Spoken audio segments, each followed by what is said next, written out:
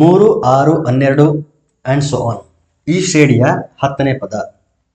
The 10th term of the progression 3, 6, 12 and so on.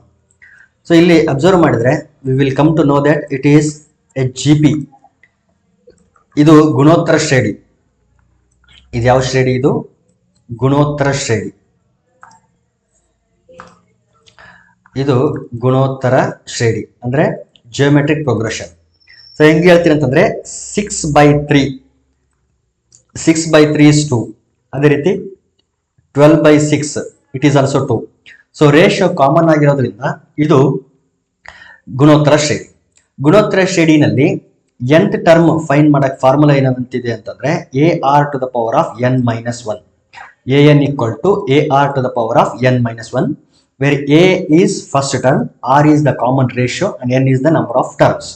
So ಇಲ್ಲಿ ಮೊದಲನೇ ಪದ 3, ಸಾಮಾನ್ಯ ಅನುಪಾತ 2, ಇನ್ನು ಪದಗಳ ಸಂಖ್ಯೆ n 10ನೇ ಪದ ಅಂತ ಕೇಳಿದ್ರಿಂದ A10. So n equal to 10. ನಾವು ಫೈಂಡ್ ಮಾಡಬೇಕಾಗಿರೋದು A10. ನಾವು ಡೈರೆಕ್ಟ್ ಆಗಿ ಬರಿಬಹುದು A10 equal to AR to the power of 9 ಅಂತೇಳಿ. n minus 1 ಅಂತ ಇದೆಯಲ್ಲ, ಹಾಗಾಗಿ. ಸೊ A ಅಂತಂದ್ರೆ 3, R ಅಂತಂದ್ರೆ 2, 2 ರ ಘಾತ 9.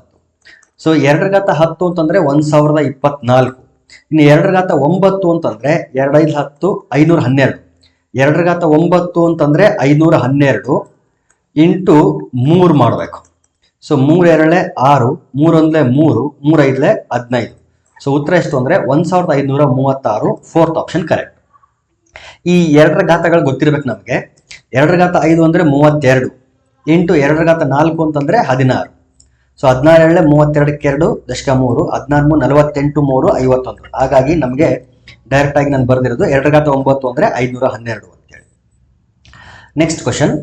7ರಿಂದ ಭಾಗಿಸಲ್ಪಡುವ 50 ಮತ್ತು 150ರ ನಡುವಿನ ಸಂಖ್ಯೆಗಳ ಮೊತ್ತ ಅಂತ ಕೇಳಿದೆ. ಓಕೆ, ಈಗ 50ರ ನೆಕ್ಸ್ಟ್ ಮತ್ತು 150ಕ್ಕಿಂತ ಮೊದಲು 7ರಿಂದ ಭಾಗಿಸ್ತಕ್ಕಂಥ ಸಂಖ್ಯೆಗಳು ಯಾವ್ಯಾವುದು ಅಂತ ನೋಡೋಣ, ಆಮೇಲೆ ಅದ್ರ ಮೊತ್ತ ಕಂಡುಹಿಡಿಯೋಣ. 7 7 49, 7 8 56. ಹಾಗಾಗಿ ಫಸ್ಟ್ ನಂಬರ್ ಯಾವುದು ಅಂತಂದ್ರೆ 56. 7ರಿಂದ ಭಾಗ ಆಗಂತ ಫಸ್ಟ್ ನಂಬರು 56. ನೆಕ್ಸ್ಟ್ ನಂಬರ್ ಏನ್ ಬರ್ತದೆ ಅಂತಂದ್ರೆ ಈ 56ಕ್ಕೆ 7ನ್ನ ಕೂಡಿಸ್ಬೇಕು. 7ನ್ನ ಕೂಡಿಸಿದ್ರೆ ಎಷ್ಟು ಬರುತ್ತೆ? 63 ಬರ್ತದೆ. 63, 70 ಇದೇ ರೀತಿ ಕಂಟಿನ್ಯೂ ಆಗ್ತದೆ. ಇನ್ನು ಲಾಸ್ಟ್ ನಂಬರ್ ಯಾವ್ದಿರುತ್ತೆ ಅಂದ್ರೆ 150. 7 20 140 ಆಗುತ್ತೆ. 7 20 140. ಇನ್ನು 7 21 ನೋಡಿದ್ರೆ 7 1 7, 7 7 14, 147. 150 ಅದರ ನೆಕ್ಸ್ಟ್ ಬರುತ್ತೆ. 148, 149, 150.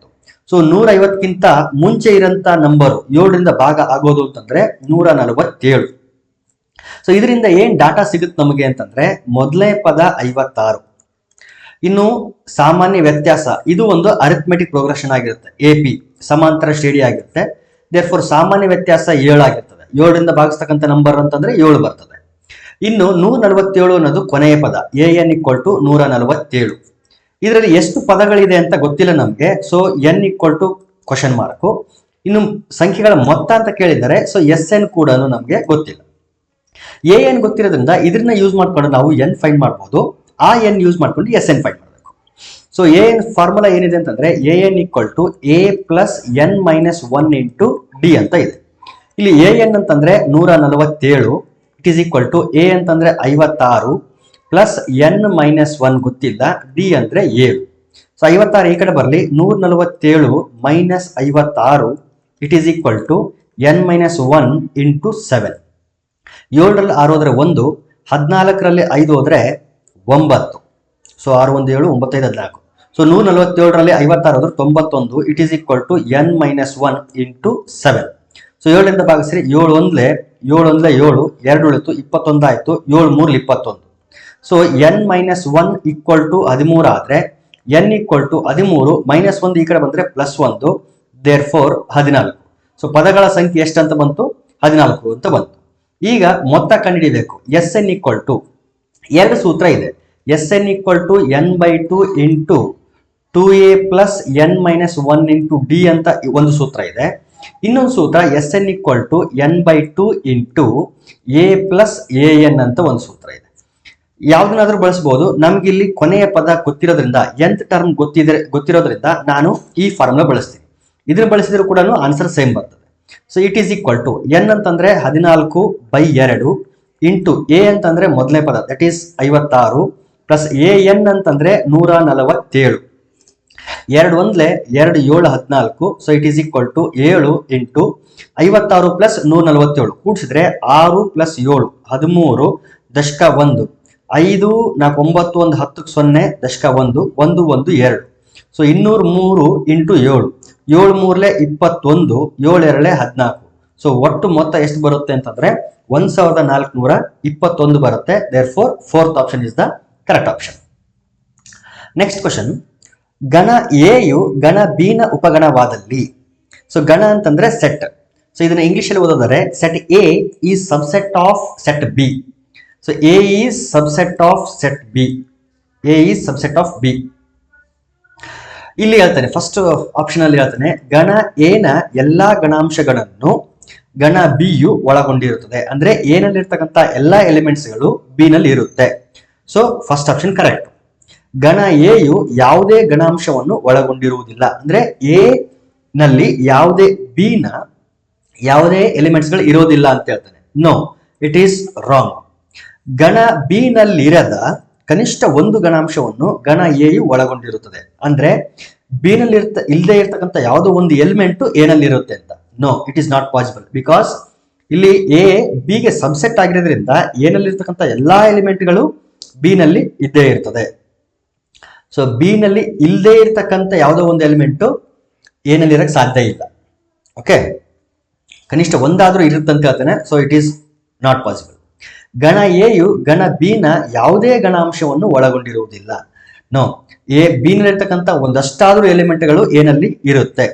ಒಂದು ವೇಳೆ A equal to null set ಆಗಿದ್ರೆ ಆಗ ಯಾವುದೇ ಎಲಿಮೆಂಟ್ ಇರಲ್ಲ. ಆದ್ರೆ ಯಾವ ಸೆಟ್ ಅಂತ ಇಲ್ಲಿ ನಮ್ಗೆ ಗೊತ್ತಿಲ್ಲ. ಹಾಗಾಗಿ ಇಲ್ಲಿ ಫೋರ್ತ್ ಆಪ್ಷನ್ ಕೂಡ ರಾಂಗ್. ಸೊ ಇದನ್ನ ಎಕ್ಸಾಂಪಲ್ ಇಂದ ಹೇಳೋದಾದ್ರೆ ಸಪೋಸ್ ಎ ಈಕ್ವಲ್ ಟು 1 2 3 ಅಂತ ತಗೊಂಡ್ರೆ ಬಿ ಈಕ್ವಲ್ ಟು ಏನ್ ತಗೊಳ್ಬಹುದು ಅಂತಂದ್ರೆ 1 2 3 4 5 ಅಂತ ತಗೊಳ್ಬಹುದು. Clearly A is subset of B. A is subset of B. So ಏನಿರ್ತಕ್ಕಂಥ ಎಲ್ಲ ಎಲಿಮೆಂಟ್ಗಳು ಬೇರೆಲ್ಲಿ ಇರ್ತವೆ ಅಂತ. Therefore option 1 correct. ನೆಕ್ಸ್ಟ್ ಒಂದು, ಪರಸ್ಪರ ಸಮನಾಗಿರುವ ಗಣಗಳ ಜೋಡಿಗಳನ್ನು ಗುರುತಿಸಿ ಅಂತ. ಸೊ ಈಕ್ವಲ್ ಸೆಟ್ ಗಳನ್ನ ನಾವೇನ್ ಮಾಡ್ಬೇಕು, ಇಲ್ಲಿ ಐಡೆಂಟಿಫೈ ಮಾಡ್ಬೇಕು. ಇಲ್ಲಿ ರಿಪೀಟೆಡ್ ಆಗಿರ್ತಕ್ಕಂಥ ಲೆಟರ್ ಗಳನ್ನ ನಾವೇನ್ ಮಾಡ್ತೀವಿ, ಸೆಟ್ ಅಲ್ಲಿ ಬರೆಯಲ್ಲ. ಸೊ ಇದರಲ್ಲಿರ್ತಕ್ಕಂಥ ಲೆಟರ್ ಗಳು ಯಾವುದು ಅಂತಂದ್ರೆ O F I C E R. So F ಅಂತ ಇದೆಯಲ್ಲ ಅದನ್ನ ನಾವು ರಿಪೀಟ್ ಮಾಡಲ್ಲ. ಈ ಎಲಿಮೆಂಟ್, ಈ ಸೆಟ್ ಅಲ್ಲಿ ಇರ್ತಕ್ಕಂಥ ಎಲಿಮೆಂಟ್ಗಳು ಯಾವುದು ಅಂದ್ರೆ P R O F E S. O already ಬರ್ದಿದ್ದೀವಿ, R ಆಲ್ರೆಡಿ ಬರ್ದಿದ್ದೀವಿ. ಸೊ ಇಷ್ಟು. ಇದರಲ್ಲಿ ಅಬ್ಸರ್ವ್ ಮಾಡಿದ್ರೆ ಈ ಸೆಟ್ ಅಲ್ಲಿ P ಇದೆ, ಬಟ್ ಈ ಸೆಟ್ ಅಲ್ಲಿ ಮೊದಲೇ ಸೆಟ್ ಅಲ್ಲಿ P ಇಲ್ಲ. ಹಾಗಾಗಿ ಈ ಎರಡು ಸೆಟ್ಗಳು ಈಕ್ವಲ್ ಅಲ್ಲ. ಈಗ ಎರಡನೇದು ಬರೋಣ. ಇಲ್ಲಿ ಇದರಲ್ಲಿರ್ತಕ್ಕಂಥ ಎಲಿಮೆಂಟ್ಗಳು ಯಾವುದು, F L O W E R. ಇನ್ನು ಫಾಲೋಯರ್ ಇದನ್ನ ಸೆಟ್ ಫಾರ್ಮ್ ಅಲ್ಲಿ ಬರೆದ್ರೆ ಸೊ ಎಲಿಮೆಂಟ್ಸ್ಗಳು F O L. O already ಬರ್ದಿದ್ದೀವಿ, L ಎರಡು ಸರಿ ಬರೆಯಂಗಿಲ್ಲ. So W E R. ನೋಡಿ, F ಇದೆ, F ಇದೆ, L ಇದೆ, L ಇದೆ, O O, W W, E E, R R. Therefore ಎರಡು ಎಲಿಮೆಂಟ್ಗಳು, ಎರಡು ಸೆಟ್ ಅಲ್ಲಿ ಇರ್ತಕ್ಕಂಥ ಎಲಿಮೆಂಟ್ಗಳು ಸೇಮ್ ಆಗಿರೋದ್ರಿಂದ ಆಪ್ಷನ್ 2 ಕರೆಕ್ಟ್. ಇನ್ನು ಥರ್ಡ್ ಆಪ್ಷನ್ಗೆ ಬಂದ್ರೆ ಇದರಲ್ಲಿ J ಇದೆ, ಇದರಲ್ಲಿ ಇಲ್ಲ. ಹಾಗಾಗಿ ಥರ್ಡ್ ಆಪ್ಷನ್ ರಾಂಗ್. ಇನ್ನು ಫೋರ್ತ್ ಆಪ್ಷನ್ಗೆ ಬರೋದಾದ್ರೆ ಇದರಲ್ಲಿ L ಇದೆ, ಇದರಲ್ಲಿ ಇಲ್ಲ. ಹಾಗಾಗಿ fourth option wrong. So second option correct. F of N ಎಂಬುದು ಸ್ವಾಭಾವಿಕ ಸಂಖ್ಯೆ n ನ ಎಲ್ಲಾ ಅಪವರ್ತನಗಳನ್ನು ಸೂಚಿಸುತ್ತದೆ.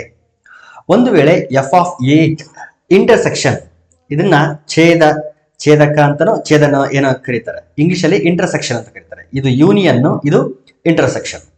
F of 8 intersection F of 20 equal to F of X ಆದರೆ ಎಕ್ಸ್ ನ ಬೆಲೆ ಎಫ್ ಆಫ್ 8 ಅಂತಂದ್ರೆ 8ರ ಎಲ್ಲ ಅಪವರ್ತನಗಳು. ಎಫ್ ಆಫ್ 20 ಅಂದ್ರೆ 20ರ ಎಲ್ಲ ಅಪವರ್ತನಗಳು. ಯಾಕೆಂದ್ರೆ ಎಫ್ ಆಫ್ ಎನ್ ಅಂತಂದ್ರೆ ಸ್ವಾಭಾವಿಕ ಸಂಖ್ಯೆ ಎನ್ ನ ಎಲ್ಲಾ ಅಪವರ್ತನಗಳು ಅಂತ. ಅಂದ್ರೆ ಇಲ್ಲಿ ಒಳಗಡೆ ನಂಬರ್ ಇರ್ತದೆ, ಅದರ ಅಪವರ್ತನಗಳು ಅಂತ ಅರ್ಥ. ಈಗ ಫಸ್ಟ್ ಎಫ್ ಆಫ್ 8 ಬರೋಣ. ಎಫ್ ಆಫ್ 8 ಅಂದ್ರೆ 8ರ ಅಪವರ್ತನಗಳು ಬರೀಬೇಕು. 8ರ ಅಪವರ್ತನಗಳು ಯಾವ್ಯಾವುದು ಅಂತಂದ್ರೆ 1, 2 ಅಪವರ್ತನಗಳು means factors, all the factors of N ಅಂತ ಅರ್ಥ. So 1, 2, 4, 8. So these are the factors of 8, 8ರ ಅಪವರ್ತನಗಳು. ಅದೇ ರೀತಿ ಸಾರಿ ಎಫ್ ಆಫ್ 20 ಅಂದ್ರೆ 20ರ ಅಪವರ್ತನಗಳು, factors of 20. So 1, 2, 4, 5, 10, 20. These are the factors of 20. ಈಗ ಇಂಟರ್ಸೆಕ್ಷನ್ ಅಂತಂದ್ರೆ ಎರಡರಲ್ಲೂ ಇರ್ತಕ್ಕಂಥ ಕಾಮನ್ ಎಲಿಮೆಂಟ್ಗಳನ್ನ ನಾವು ನೋಡ್ಬೇಕು. ಎರಡರಲ್ಲೂ ಕಾಮನ್ ಎಲಿಮೆಂಟ್ ಯಾವುದು ಅಂತಂದ್ರೆ 1 ಕಾಮನ್ ಇದೆ, 2 ಕಾಮನ್ ಇದೆ, 4 ಕಾಮನ್. ಸೊ 1, 2, 4 ಈ ಮೂರು ಯಾವ ನಂಬರ್ನ ಫ್ಯಾಕ್ಟರ್ಸ್ ಅಂತಂದ್ರೆ these are the factors of 4. ಹಾಗಾಗಿ ಈ ಡೆಫಿನೇಷನ್ ಪ್ರಕಾರ ಬರೆಯೋದಾದ್ರೆ ಅದನ್ನ ಏನಂತ ಬರಿಬೇಕಾಗ್ತದೆ, ನಾನು ಎಫ್ ಆಫ್ 4 ಅಂತ ಬರಿಬೇಕಾಗ್ತದೆ. ಸೊ ಎಫ್ ಆಫ್ 4 ಅಂದ್ರೆ ಆಲ್ ದ ಫ್ಯಾಕ್ಟರ್ಸ್ ಆಫ್ 4, 4ರ ಅಪವರ್ತನಗಳು ಅಂತ. ಹಾಗಾಗಿ ಎಕ್ಸ್ ಪ್ಲೇಸ್ ಅಲ್ಲಿ ಎಷ್ಟು ಬಂದಿದೆ ನೋಡಿ, 4 ಅಂತ ಬಂದಿದೆ. So third option correct option. Next question, R equal to X comma Y such that X comma Y belongs to N. ಇಲ್ಲಿ ಎನ್ ಅಂತಂದ್ರೆ ಸ್ವಾಭಾವಿಕ ಸಂಖ್ಯೆಗಳು ಅಂತ ಅರ್ಥ. ಎನ್ ಅಂದ್ರೆ ಸ್ವಾಭಾವಿಕ ಸಂಖ್ಯೆಗಳು, ನ್ಯಾಚುರಲ್ ನಂಬರ್ಸ್ ಅಂತ ಹೇಳ್ತೀವಲ್ಲ ಅದು. ಸೊ ಅಂದ್ರೆ ಎಕ್ಸ್ ಮತ್ತು ವೈ ಎರಡೂ ಸ್ವಾಭಾವಿಕ ಸಂಖ್ಯೆಗಳಾಗಿರ್ಬೇಕು. ಮತ್ತು ಯಾವ ಕಂಡೀಷನ್ ನ ಸ್ಯಾಟಿಸ್ಫೈ ಮಾಡ್ತಿರ್ಬೇಕು ಅಂತಂದ್ರೆ X plus 2y equal to 5 ಅನ್ನೋ ಕಂಡೀಷನ್ ಅನ್ನ ಸ್ಯಾಟಿಸ್ಫೈ ಮಾಡ್ತಿರ್ಬೇಕು. ಎಕ್ಸ್ ಮತ್ತು ವೈ ಎರಡೂ ಸ್ವಾಭಾವಿಕ ಸಂಖ್ಯೆಗಳಾಗಿರ್ಬೇಕು. ಈ ಸಂಬಂಧದ ಡೊಮೈನ್ ಅನ್ನ ಕಂಡುಹಿಡಿಬೇಕು. ಡೊಮೈನು, ಕೋಡೊಮೈನು, ರೇಂಜ್ ಅಂತ ಫಂಕ್ಷನ್ಸ್ ಅಲ್ಲಿ ಬರುತ್ತಲ್ಲ, ಸೊ ಅದು ಇಲ್ಲಿ ಆಕ್ಚುಲಿ ಇರೋದು. ಓಕೆ, ಈಗ ಇದನ್ನ ಏನಂತ ಬರೀಬಹುದು, 2y equal to 5 minus X ಅಂತ ಬರೀಬಹುದು. So y equal to 5 minus X by 2. ಈಗ ಎಕ್ಸ್ ಮತ್ತು ವೈಗೆ ಬೇರೆ ಬೇರೆ ವ್ಯಾಲ್ಯೂಸ್ ನ ಕೊಡ್ತಾ ಹೋಗೋಣ. ಎಕ್ಸ್ ಗೆ ಬೇರೆ ಬೇರೆ ವ್ಯಾಲ್ಯೂಸ್ ಕೊಡೋಣ, ವೈಗೆ ಬೇರೆ ಬೇರೆ ವ್ಯಾಲ್ಯೂಸ್ ಬರುತ್ತೆ. ಬಟ್ ನಾವು ಯಾವ ವ್ಯಾಲ್ಯೂಸ್ ನ ಅಕ್ಸೆಪ್ಟ್ ಮಾಡ್ಕೊಳ್ಬೇಕು ಅಂತಂದ್ರೆ ನ್ಯಾಚುರಲ್ ನಂಬರ್ಸ್ ಬಂದ್ರೆ ಮಾತ್ರ ಅಕ್ಸೆಪ್ಟ್ ಮಾಡ್ಕೋಬೇಕು, ಇಲ್ಲ ಅಂತಂದ್ರೆ ಅಕ್ಸೆಪ್ಟ್ ಮಾಡಬಾರ್ದು. Okay, first X equal to 1 ಕೊಟ್ರೆ ವೈ ವ್ಯಾಲ್ಯೂ ಏನ್ ಬರುತ್ತೆ ನೋಡೋಣ. ಈಗ X suppose X equal to 1, ಇಲ್ಲಿ 1 ಹಾಕಿದ್ರೆ 5 ಮೈನಸ್ 1 ಬೈ 2. ಸೊ 5 ಮೈನಸ್ 1 ಅಂದ್ರೆ 4 by 2. So 2 1s are 2 2s are. So y value ಎಷ್ಟು ಬಂತು, 2 ಅಂತ ಬಂತು. So if X is 1, y is 2. So X equal to, ಇಲ್ಲಿ ನೋಡಿ ಡೊಮೈನ್ ಅಂತಂದ್ರೆ all possible values of X. X ಗೆ ಏನೆಲ್ಲ ಪಾಸಿಬಲ್ ವ್ಯಾಲ್ಯೂಸ್ ಬರ್ಬೋದು ಅದನ್ನ ನಾವು ಡೊಮೈನ್ ಅಂತ ಕರಿತೀವಿ. ಇನ್ನು ಔಟ್ಪುಟ್ ಏನ್ ಬರುತ್ತಲ್ಲ ಅದನ್ನ ರೇಂಜ್ ಅಂತ ಕರಿತೀವಿ. ರೇಂಜ್ ಅಂತ ಕರಿತೀವಿ ಅದನ್ನ, ಔಟ್ಪುಟ್ ನ ರೇಂಜ್ ಅಂತ ಕರಿತೀವಿ. ಇಲ್ಲಿ ಎಕ್ಸ್ ಏನ್ ಬರುತ್ತಲ್ಲ ಅದನ್ನ ಡೊಮೈನ್ ಅಂತ ಕರಿತೀವಿ. ನಾವೀಗ ಫೈಂಡ್ ಮಾಡಬೇಕಾಗಿರೋದು all possible values of X. X ಗೆ ಏನೆಲ್ಲ ಪಾಸಿಬಲ್ ವ್ಯಾಲ್ಯೂಸ್ ಬರ್ಬೋದು ಆ ಸೆಟ್ ಅನ್ನ ನಾವು ಕಂಡುಹಿಡಿಬೇಕು, ಅದನ್ನೇ ನಾವು ಡೊಮೈನ್ ಅಂತ ಕರಿತೀವಿ. ಸೊ ಒಂದು ವ್ಯಾಲ್ಯೂ ಏನು ಅಂತಂದ್ರೆ ಎಕ್ಸ್ ಈಕ್ವಲ್ ಟು 1 ಬರಬೇಕು. ಯಾಕಂದ್ರೆ y ಈಕ್ವಲ್ ಟು 2 ಬಂತಲ್ಲ, 2 ಅನ್ನೋದು ಒಂದು ನ್ಯಾಚುರಲ್ ನಂಬರ್, 1 ಅನ್ನೋದು ಒಂದು ನ್ಯಾಚುರಲ್ ನಂಬರ್. ಹಾಗಾಗಿನೇ ಎಕ್ಸ್ ಈಕ್ವಲ್ ಟು 1 ಅನ್ನ ಅಕ್ಸೆಪ್ಟ್ ಮಾಡಿದ್ರು. ಸಪೋಸ್ ಎಕ್ಸ್ ಈಕ್ವಲ್ ಟು 2 ತಗೊಂಡ್ವಿ ಅಂತ ಅನ್ಕೊಳ್ಳೋಣ. ಎಕ್ಸ್ ಈಕ್ವಲ್ ಟು 2 ತಗೊಂಡ್ರೆ ಇಲ್ಲಿ 5 ಮೈನಸ್ 2 ನೋಡಿ ಇಲ್ಲಿದೆ, y equal to 5 minus X by 2 ಇಲ್ಲಿ ಹಾಕ್ಬೇಕು ನಾನು. ಸೊ 5 ಮೈನಸ್ 2 ಬೈ 2, 5 ಮೈನಸ್ 2 ಅಂತಂದ್ರೆ 3 by 2, 1.5. It is not a natural number. ಹಾಗಾಗಿ ಎಕ್ಸ್ ಈಕ್ವಲ್ ಟು 2 ನ ಅಕ್ಸೆಪ್ಟ್ ಮಾಡಬಾರ್ದು. ಈಗ ಎಕ್ಸ್ ಈಕ್ವಲ್ ಟು 3, ಯಾಕೆ 1 2 3 ಯಾಕೆ ತಗೊಂತಿದ್ದೀನಿ ಅಂತಂದ್ರೆ ಇಲ್ಲಿ ಸ್ವಾಭಾವಿಕ ಸಂಖ್ಯೆ ಅಂತ ಹೇಳಿರೋದ್ರಿಂದ, ಎಕ್ಸ್ ಒಂದು ಸ್ವಾಭಾವಿಕ ಸಂಖ್ಯೆ ಆಗಿರಬೇಕು ಅಂತ ಹೇಳಿರೋದ್ರಿಂದ ಎಕ್ಸ್ ಜಾಗದಲ್ಲಿ ನಾನು 1 2 3 ಹಾಕ್ತಾ ಹೋಗ್ತೀನಿ. ವೈ ಕೂಡ ಸ್ವಾಭಾವಿಕ ಸಂಖ್ಯೆ ಬಂದ್ರೆ ಅವಾಗ ಮಾತ್ರ ಅಕ್ಸೆಪ್ಟ್ ಮಾಡಬೇಕು, ಇಲ್ಲ ಅಂತಂದ್ರೆ ಅಕ್ಸೆಪ್ಟ್ ಮಾಡಬಾರ್ದು. ಈಗ ಎಕ್ಸ್ ಈಕ್ವಲ್ ಟು 3 ತಗೋಣ. 5 ಪ್ಲೇಸ್ ಅಲ್ಲಿ 3 ತಗೊಂಡ್ರೆ 5 ಮೈನಸ್ 3 ಬೈ 2. ಸೊ 5 ಮೈನಸ್ 3 ಅಂತಂದ್ರೆ 2 ಬೈ 2. ಸೊ ಡಿವೈಡ್ ಮಾಡಿದ್ರೆ 1 ಬಂತು. ಸೊ y ಈಕ್ವಲ್ ಟು ಏನ್ ಬಂತು, 1. y ಈಕ್ವಲ್ ಟು 1 ಅನ್ನೋದು ಒಂದು ಸ್ವಾಭಾವಿಕ ಸಂಖ್ಯೆ ಆಗಿರೋದ್ರಿಂದ ಎಕ್ಸ್ ಈಕ್ವಲ್ ಟು 3 ನ ನಾವೇನ್ ಮಾಡಬೇಕು, ಡೊಮೈನ್ ಒಳಗಡೆ ಅಕ್ಸೆಪ್ಟ್ ಮಾಡಬೇಕು.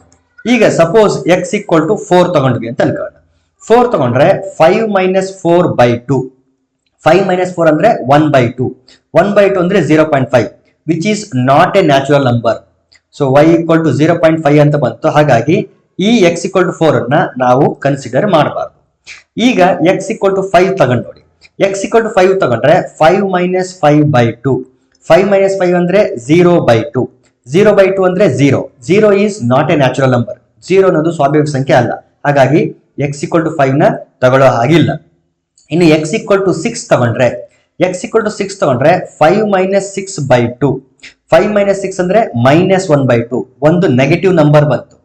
ಸೊ ನೆಗೆಟಿವ್ ನಂಬರ್ ಬಂದ್ರೆ ಸ್ವಾಭಾವಿಕ ಸಂಖ್ಯೆ ಒಳಗಡೆ ಋಣ ಸಂಖ್ಯೆಗಳು ಇರಲ್ಲ, ನೆಗೆಟಿವ್ ನಂಬರ್ಸ್ ಇರಲ್ಲ. ಹಾಗಾಗಿ x=6 ತಗೊಳ್ಳೋ ಹಾಗಿಲ್ಲ.